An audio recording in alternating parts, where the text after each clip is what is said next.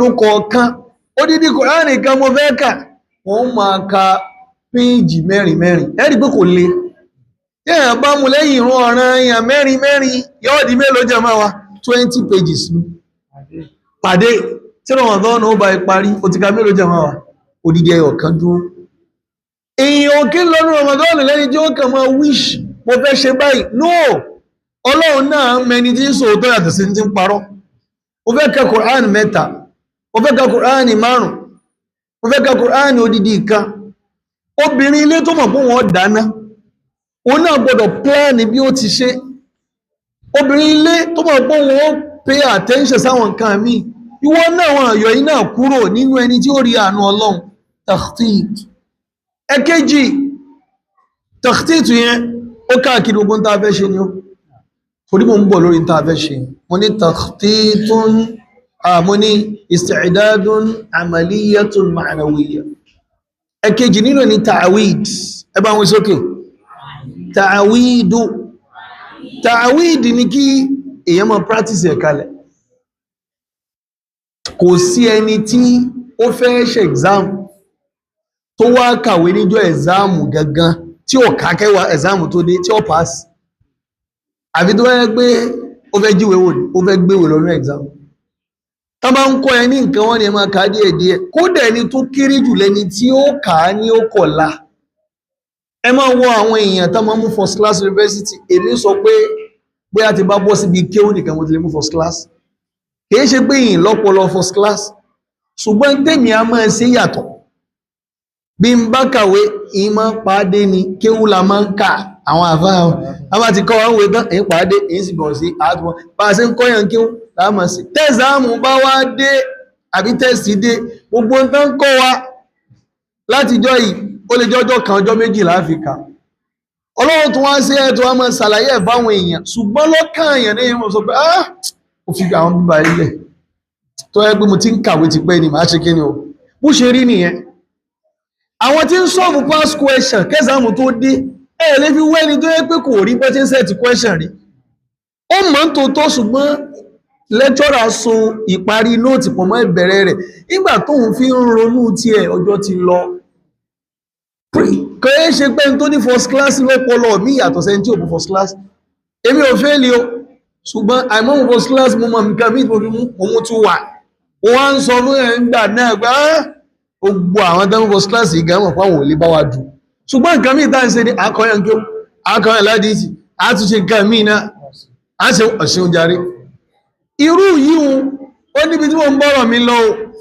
ẹni tó ń kọ́ ní kéwú tó bá ń kà á kẹ́zàmù tó dé tó bá dénú ẹ̀zàmù kò líle fún púpọ̀ ọ̀nà ẹni tó fẹ́ gbàwẹ̀ rọmọdọ́nù tí ò tí ìgbànú ṣàbánù tẹ́lẹ̀ ó fẹ́ dàbí ẹni tó fẹ́ lọ wọṣẹ́ tí ó tètè ṣú ni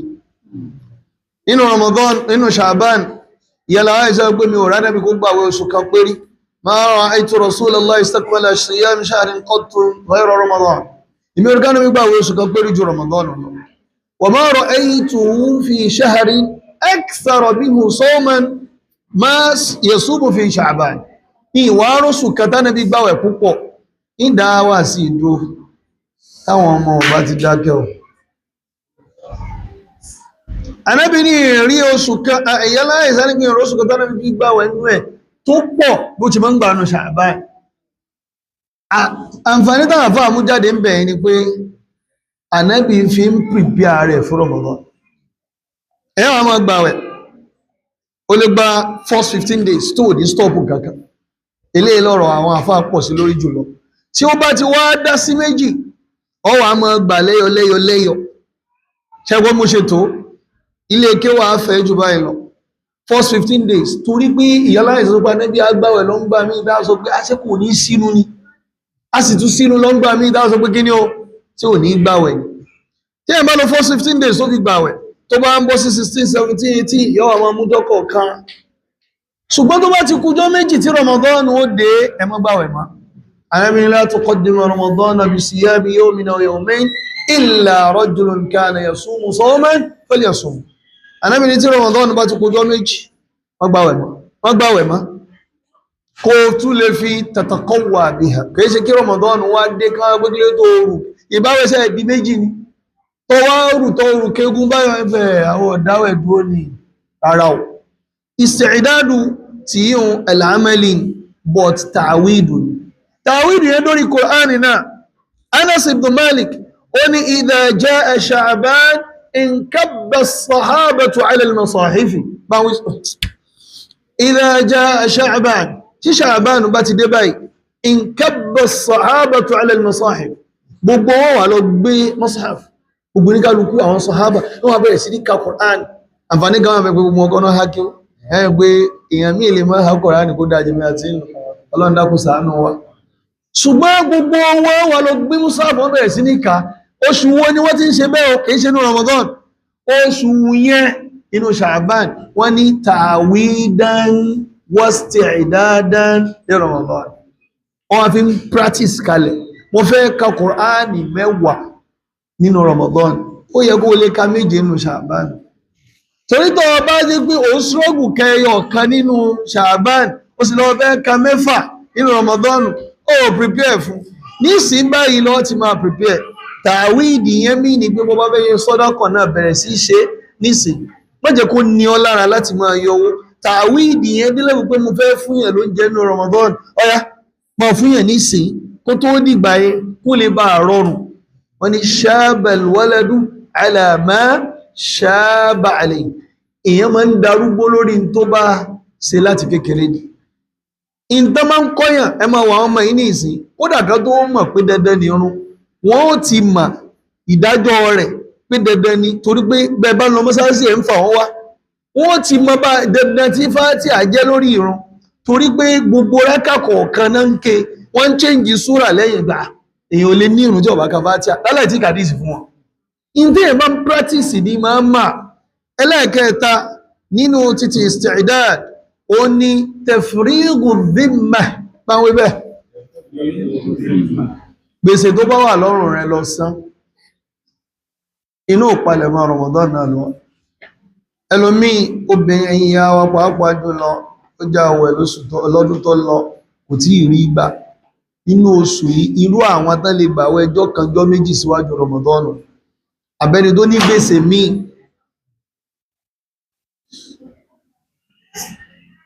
ní gbèsè míì bóyá ẹni tí ń san kàfàrà abẹni tó yẹ pé ó já àwẹ̀ míì tó yàtọ̀ sáwẹ̀ Ramadan tẹ́lẹ̀ nínú ìpalẹ̀mọ́ ni kó san kalẹ̀ a máa fèsì irú àwọn question púpọ̀ ṣùgbọ́n nínú rẹ̀ náà ni pé inú Ṣàbánù ìgbìyànjú san gbèsè tí ń bẹ lọ́rùn rẹ̀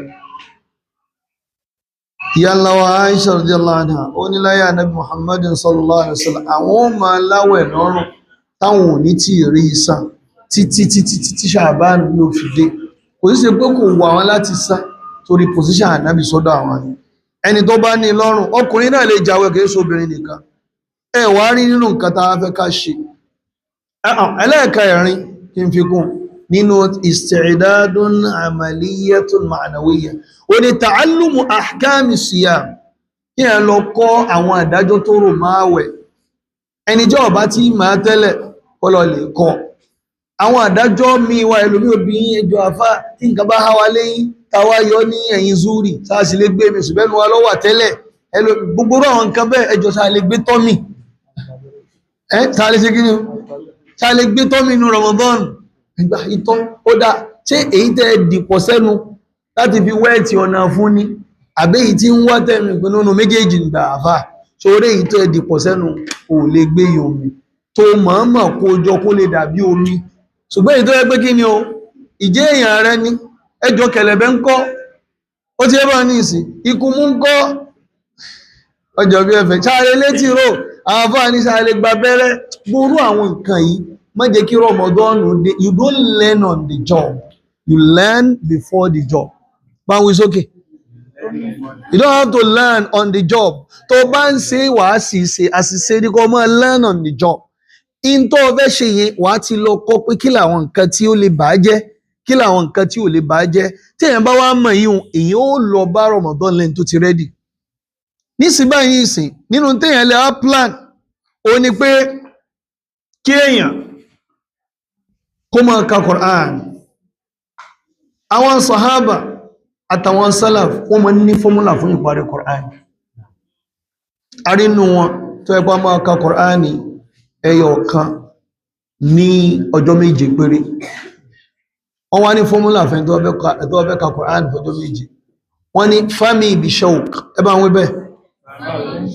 fami bi shawqin sórí nǹkan méjèèjì fami bi shawq kó àràfí méje sínú àràfí kọ̀ọ̀kan níbi tó mí nínú Qur'an fami bi shawq fa suratul Fatiha mi Maida mi yawmadiyya Yunus bi bani Israel shin Shu'ara wa As-Saffat Qaf suratul Qaf ìtumọ̀ ní pé every 7 days wọ́n máa bẹ̀rẹ̀ níbi tá a dákọ̀ wọ́n máa parí ẹ̀ sí sura tó bá síwájú rẹ̀ ẹ̀yẹjánà fami suratul Fatiha yóò parí sí suratul Nisa ayúwẹ̀kọ́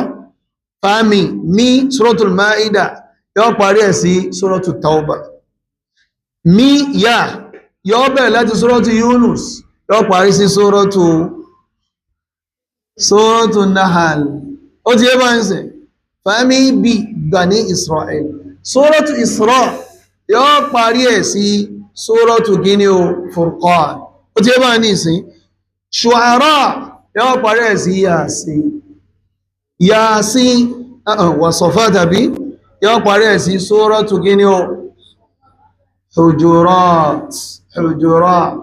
lẹ́yìn Hujurat ló kan Qaf àbẹ́ẹ̀kọ́ yóò agbé láti Qaf yóò parí ẹ̀ sí Yasin báyìí ní ṣe tójọ́ méje wọn fún ẹni tó lọ ọjọ́ méje ẹni tí ń lọ ọjọ́ mẹ́ta olówó ní tiẹ̀ ẹlòmí ọjọ́ mẹ́wàá ní fi parí Qur'an gẹ́ kí Ramadan tó dé you must have plan for yourself nípa Qur'an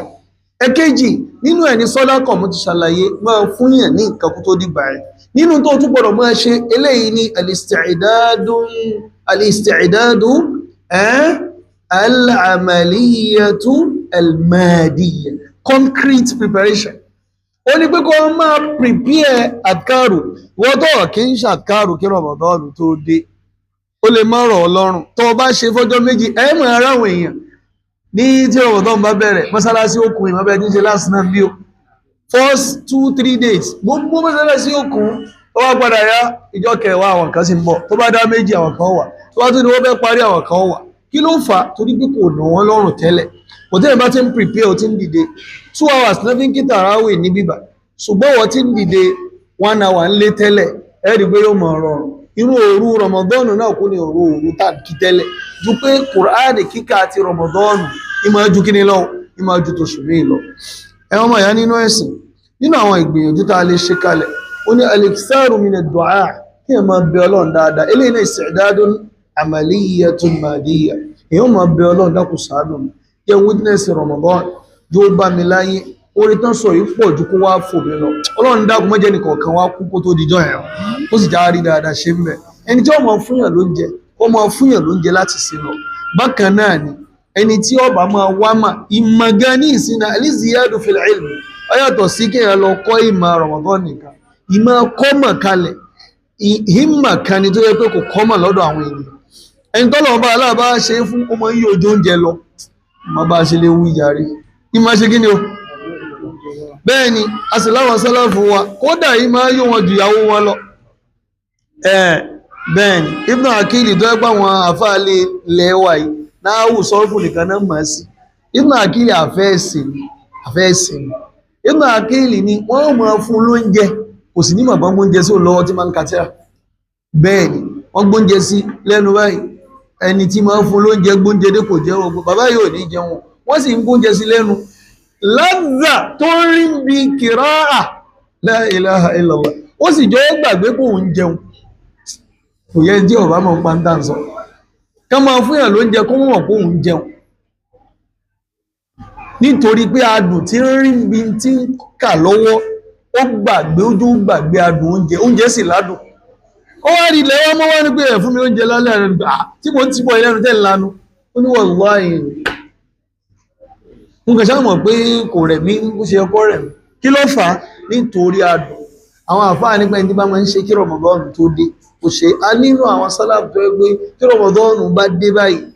يقبل على الدعاء والذكر ويترك العلم kí ẹ lóun fẹ́ máa wá ìmọ̀ kò kàn mọ́ yóò wá jókòó tí máa ṣàdúrà máa ka Kùránì máa ṣe àdìkárù eléyìí náà nínú tàbí máa ṣe preparation níparí isti'dadun badaniyatun àbíká pé al-isti'dadul badani báwo ni a ṣe fẹ́ máa prepare pẹ̀lú ara wa a ní isti'dadu ar-ruhi a ní al-isti'dadu al-amali ẹlẹ́ẹ̀kẹta ní al-isti'dadu al-badani báwo la ṣe fẹ́ prepare for Ramadan pẹ̀lú ara wa àkọ́kọ́ ni jama these are practical things that we have to do ó sì bẹ́yìn àgbàlagbà wọn inhahu ash-shawaghilu ad-dunyawiyyatu inhahu ash-shawaghilu ad-dunyawiyyati al-murhiqa àwọn ash-shawaghilu ad-dunyawiyya èèyàn lè dìídì gba leave sásìkò Ramadan kìí ṣe pé tó gbọ́ fẹ́ máa sùn kìí ṣe pé iṣẹ́ tí mo fẹ́ ṣe ń sìn kìí ṣe iṣẹ́ pé a lọ lagi kìí ṣe pé bá a ṣe mọ́ sọ pé kí ẹ má fi ṣẹ́ lẹ̀ ṣùgbọ́n tó gbọ́ fẹ́ tàfárọ́gà fásìkò yìí ò fẹ́ kí any minute kó escape rẹ̀ ní ìmọ̀ bá a ṣe lè gbé ilẹ̀ tí ó yẹ yín ju báyìí lọ no minute is unimportant when it comes to Ramadan ó gbé ẹ̀gbọ́ ó mo lè gba leave lásìkò yìí òun lè mọ wí fún ilẹ̀ kan nínú àwọn àfáà tó yẹ pé mọ́ ṣe wá sí gan ló wà fi wá sílẹ̀ lásìkò yìí ló wà bọ́ síbi ìmọ̀ ka Kùránì mọ́ sì mí gbọ́ ìyìn lọ́wọ́ gbọ́dọ̀ lọ bí iṣẹ́ ṣùgbọ́n tó yẹ pé ilé iṣẹ́ yín máa ń fún yín ní líìbù apply fún lásìkò yìí yá lọ síwájú ẹlòmíì wá láwọn nǹkan mi tó yẹ pé kì í ṣe iṣẹ́ nídìí lọ́wọ́ olófarọ́ ọ̀rọ̀ assembly ẹlòmíì every Saturday and Sunday gbà ṣe ń gbé máìkì wá bó ṣe rí nìyẹn pé mi ò lè wọ́n lọ sí field mi ń bá gbá bọ́ọ̀lù ara mi ò ní ṣe kí ni o kò sẹ́ni tí máa gbá bọ́ọ̀lù nígbà tí ń gbá bọ́ọ̀lù jọ́ mi ní subhanallah alhamdulillah èmi ò rí rí o tó bá dọ́gbẹ́ tí ó bá fi gẹ́yàn mẹ́ta ní òwì àbí kó ṣe yí o kí lẹ́rú jàre tọ́ náà bó nǹkan skọ̀ ẹ máa wọ ẹni sọ́kẹ́ subhanallah làwọn máa wí nígbàtí àwọn fàríkù rẹ̀ títí mọ̀ rẹ̀ wìn báyìí ó ní subhanallah lẹ́lẹ́ máa wí kò possible tó bá ti jókòó tàwọn ẹ̀yẹn ash-shawaghilu dunyawiyya yàtọ̀ sí iṣẹ́ bí tó níìdì láti survive pẹ̀lú bí kí èèyàn lọ máa jókòó kó lọ máa relax pẹ̀lú ọ̀rẹ́ já relax kí èèyàn reduce gbogbo orú yìí o àbíbẹ̀ tí ẹ̀kọ́ àwọn ìtalúdò ń bí a sì kí ń wo game gbogbo orú àwọn nǹkan yìí èèyàn ò gbọdọ̀ ṣe kí Ramadan tó dé kátà sọ nínú Ramadan inhahu ash-shawaghili ad-dunyawiyyati al-murhiqa ahlan wa sahlan bi Sudais bi Sheikh Sudais bákan náà nínú àwọn al-isti'dadu al-badani ó ní al-ibti'adu wal-iqla'u 'ani adh-dhunubi wa ma yuqarribu al-insan minha àwọn ẹ̀ṣẹ̀ tí yẹn mọ̀ pé ẹ̀ṣẹ̀ lélẹ̀ ìpalẹ̀ mọ́mí pé kó fara rẹ̀ kó jára rẹ̀ ló kó fílẹ̀ àwọn kan wà nísì fíìmù láyé tí wọ́n dandan ni ibẹ̀ náà ti ń fọ́ọ̀mù idea àti opinion kò bá àtakò Kùránì kò bá àtakò hadith èmi a máa wí fáwọn ènìyàn pé gbàtà tó kéré jù báyìí lọ tá wà in the early 80s àwa lẹ́kọ̀ọ́ àwa làwa máa ń mú òkò tá a máa ń sọ fún àwọn tí wọ́n wọ ṣòkòtò tá máa ń pè wọ́n ní àwa náà túlẹ̀ sí wọn wípé àṣẹwó àṣẹwó tẹ́ni tó wọ ṣòkòtò lóbìnrin yóò fẹ́rẹ́gẹ́ ní 80s ní síríìtì àwọn síríìtì tó jọ gbogbo wà lábọ́dá tó láyé ẹ̀ lẹ́rìn tí ó wọ ṣòkòtò lóbìnrin so wọ́n gbà tó ti bẹ̀rẹ̀ sí ní pé ó ti di home videos kódà ṣe níta nígbà tó gbé cinema house náà ti ń rí tẹ́lẹ̀ àwọn èèyàn kéré but in your house on your phone you have it directly ó wá di pé ó kọjá ṣòkòtò nìkan ẹni tó bá sọ pé ò lè wọ ṣòkòtò gbà ṣó mí ní pé micro mini àti gbogbo rẹ̀ ṣe ẹrẹ́ tó wá fẹ́ dìyàn dáadáa ní Ramadan àti kó bẹ̀rẹ̀ sí jẹ ní ìsìn o fi àwọn ẹ̀ṣẹ̀ tó ti ń ṣe yẹn lẹ̀ láti sí lọ fíìmù orí fóònù ìmọ̀ ta tẹ́tẹ́ lórí fóònù àbí ìmọ̀ta lórí fóònù náà mọ̀ táǹbò mi. Wọ́n wí fáwọn èèyàn pé nínú àsìkò tí ìṣẹ́ Ọlọ́run gbalẹ̀ tó sì ṣeé ṣe téèyàn mọ̀ tàyàn tó tásìkò wà yóò sí. Ẹni tí ń dúró tí wọ́n òkú orí ìsìn tó wá ti fi kíní tó fi síbí ó lè rí kó wọ́n ní ọ̀dúhà ọ̀lẹ́lẹ́gbẹ̀ lóòótọ́ sì rí kò dúhà kankan ó máa tó ń ṣe tó bá sì ti tó bá ti súnmọ́ ní ìsìn yọ́kẹ̀rẹ̀ kí ni ó bá ti ń bọ̀ ń wò báyìí tó bá gbọ́ súnmọ́ ọkọ̀ tẹ́ ó bá ti tẹ ẹgbẹ́ wọn báyìí ní ìsìn kò sí tó fẹ́ rí wọn. Àwọn ọmọ sísì burú pásíwọ́ọ̀dì ojú pásíwọ́ọ̀dì ẹlòmíì mú ní tó fi ń ṣí fóònù yóò rànjú báyìí tó bá tún yanjú tó bá tún ṣe yóò tún fọwọ́ sí nígbà tó bá fi sílẹ̀ kí lọ ń wá ìwọ̀dún òní nígbà tó fi ilẹ̀ pé tọ́ Ọlọ́run rí ọ. Bẹ̀rù Ọlọ́run ní kọ̀rọ̀ àti ní gbangba kó lè bá àráwọ̀ rẹ̀ gbà. Ẹ̀yin ìyá ẹlẹ́lòmíì ní kó ń fẹ́ lọ prepare báwo ṣe ní gbòun ọwá lọ ra home video 90 mẹ́ta lójoojúmọ́, owó kan láàárọ̀ owó kan lọ́sàn owó kan lẹ́yìn ìṣá àwẹ̀ onígbò. Wallahi bí ó bá bá Ọlọ́run dáadáa pàdé dáadáa àfi kó bẹ̀rẹ̀ sí fi gbogbo ẹlẹ̀. Ramadan èmi gẹ́gẹ́ bí àpèjúwe ilé wo fíìmù kí máa rántí ẹ̀ lórí ìrùn so ìkí wo fíìmù wọ́n dára bẹ́ẹ̀ ni kò sí bó ti fẹ́ ṣe ọmọ rántí lórí ìrùn ni ó lọ sí èṣù orí ìrùn dá ní ó ti rán létí ẹ̀rẹ́ lómi yìí sunkún lórí ìrùn báyìí rò pé torí Ọlọ́run ni torí pé kò tó ọrùn ní fíìmù rántí ibi eré tèmi wò gbẹ̀yìn ni ẹ̀mí àwọn eré 90 kò tó ọrùn kí ló gbọ́n kò tó ọrùn èyí tó rántí nù àwọn ọ̀pọ̀ ó tún mi ní báyìí ọgbà ọláyàfà ìbẹ̀rù Ọlọ́run ẹ̀yìn náà pé fíìmù ní rántí má ṣe bí ẹ̀fẹ́ àwọn nǹkan yẹn lẹ̀ kó lè bá ara ń fà ní níparí kéèyàn gbìyànjú kó jẹ́ kí àdúgbò rẹ̀ rẹ́dì fún Ramadan kó jẹ́ kí inú ilé rẹ̀ rẹ́dì fún Ramadan eléyìí kó kéèyàn bọ́mọ sọ̀rọ̀ púpọ̀ nù wa ti fa ọmọ wa lẹ̀ fún tàbù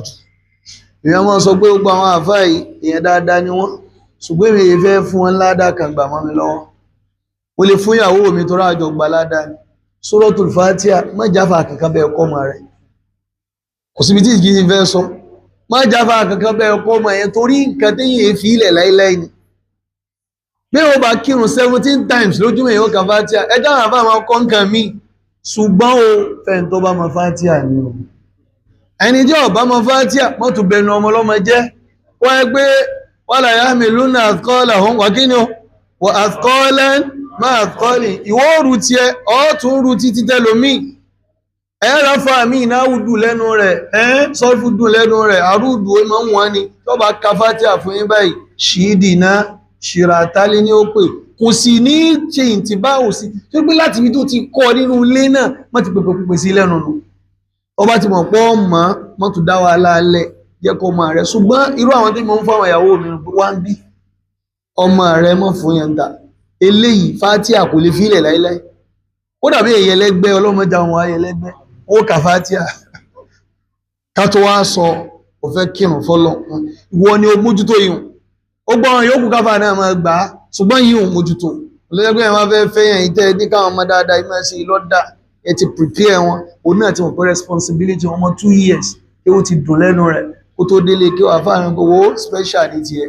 àfọwà fún láyé ìmọ̀gbà tó dé bí ẹgbà bí gbogbo ẹ̀ náà fi rí kọ́ eléyìí tá à ń sọ ni pé àwọn tí ọ̀dà ẹ̀júlẹ̀ kó lè bá a rọrùn nígbà tí Ramadan bá dé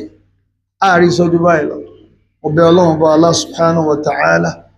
èyí tá a sọ tó bá dá kọ́nà má dùn wọn ládàá rẹ̀ Ramadan tí ń bọ̀ Ọlọ́run dákúnjẹ́ ó ṣojú ẹnìkọ̀ọ̀kan wa mọ́jọ́ rẹ̀ wá nú Ramadan mọ̀ gbọ́n nǹkan mẹ́wàá tó pé ọmọ òpó tó bá ilé ṣẹlẹ̀ wọ́n máa wo àwọn èèyàn lọ́ọ̀kan báyìí kò sí ń saburú Ọlọ́run ti gbà á láyè wọ́n kì í wú yàn kan máa sọ pé kí ló ń san ṣé sí tù ṣàwálì ló ń san ní àbó ń san àwẹ̀ tó miss kó wá dínú Ramadan báyìí sí ká ní ìṣẹ́jú ń bẹ lórí àìsàn